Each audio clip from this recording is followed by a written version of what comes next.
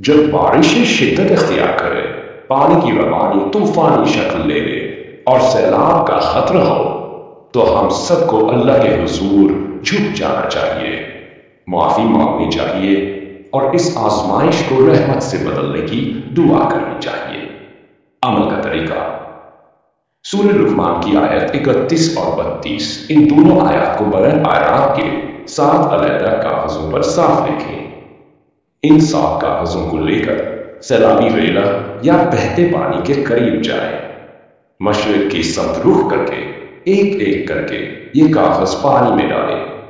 ہر بار دل میں یہ یقین رکھیں، یہ صرف اللہ جل شانہ کی قدرت ہے جو پانی کو روک سکتی ہے۔ اہم نوٹ: اگر آپ کے قریب کوئی دریا، نہر یا قدرتی بہتا پانی موجود ہے تو بھی یہ عمل فراہم کر سکتے ہیں۔ نیت سیلاب کو روکنے کی ہونی چاہیے۔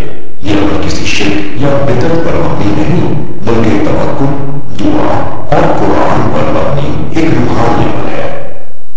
اللہ سے دعا ہے، یا اللہ ہمیں اپنی رحمت سے سیلابی آفتوں سے محفوظ فرما اور ہمارے گناہوں کو معاف فرما کر ہمیں خیر و عافیت عطا فرما۔